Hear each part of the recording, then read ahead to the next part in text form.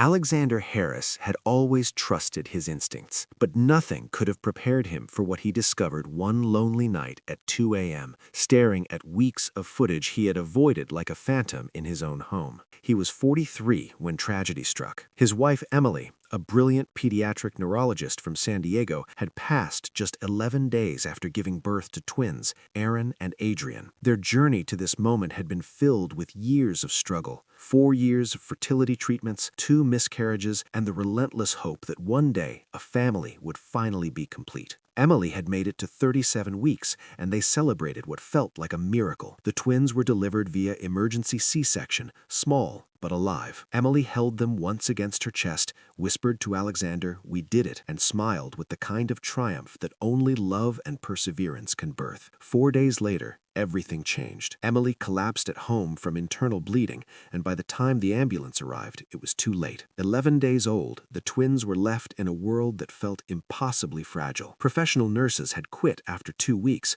unable to cope with the constant crying, especially Aaron, whose discomfort seemed to pierce their very souls. Something felt off, but Dr. Andrew Sullivan dismissed every concern as routine preemie behavior. When Emily's sister Diane stormed in with lawyers, emergency custody proceedings began. Diane painted Alexander as unfit, mounting evidence against him. Her advice was chilling in its practicality. "Install cameras," she said. "Prove you are watching. Every moment, every detail." Desperate, Alexander hired Maureen James, 29, studying for her nursing license, gentle and skillful with the twins, calming their cries as if she were their guardian angel. Diane despised her instantly. Too young, unqualified, dangerous. Doubt gnawed at Alexander.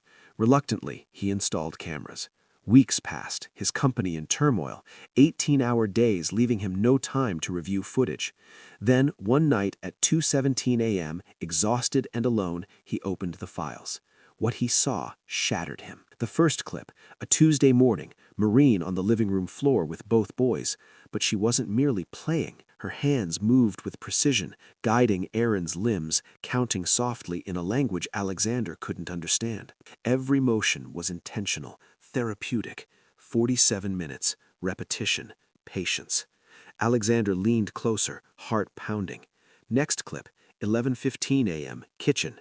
Maureen's face streaked with tears as she prepared bottles, silently weeping while measuring formula. Then she wiped her face, composed herself, and returned to the living room, wearing a smile only the twins would never recognize as a mask. Clip after clip revealed a pattern: therapy, care, sacrifice, hidden from view. Maureen bought equipment with her own money, researched medical conditions, taught herself techniques to save Aaron. Every hour, every effort, unrecognized, unseen, until now.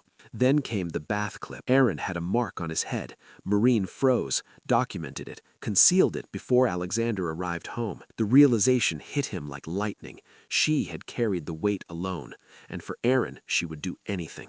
Night after night, early mornings, she remained with the twins, working silently. She wept for her brother Miguel, who had died from the same condition Aaron displayed. She had learned from loss, vowing not to fail again. Alexander watched, heart-breaking, as the woman he had doubted devoted herself entirely to their survival. One night, 1:18 a.m., she drafted an email to the Massachusetts Medical Board, reporting potential malpractice, only to delete and rewrite it 5 times. Fear of exposure, fear of deportation, fear of her own vulnerability, she pressed on for Aaron. Alexander felt his chest tighten. Morning footage revealed the same: careful, deliberate therapy, monitoring, silent love.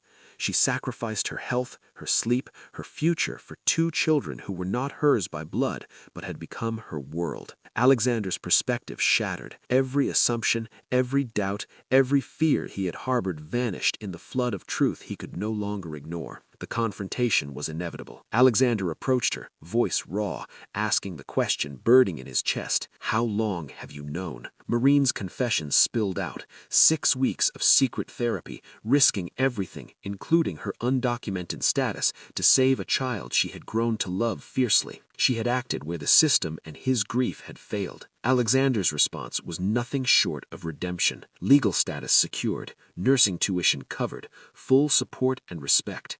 But more importantly, he learned learned to see, to act, to fight alongside the one who had already carried the burden of care. Together, they nurtured Aaron and Adrian, restoring balance, hope, and life where tragedy had once ruled.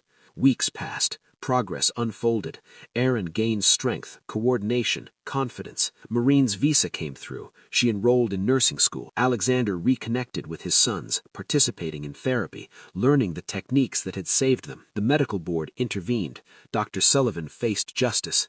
Diane withdrew her suit. And in the quiet moments, the small victories, laughter, first roles, grasping toys with both hands, Alexander understood. God had not abandoned them. Grace, sacrifice, love, unexpectedly delivered through a young woman with a broken past, had preserved the future of his sons. In the penthouse, as the sun set over San Diego, Alexander, Marine, and the twins sat together, whole and alive. A family reborn, forged through sorrow, courage, and unseen devotion. And for every caregiver, every immigrant, every person sacrificing in silence, the story offered a single truth. You are seen, your love matters, and the smallest acts can save a life.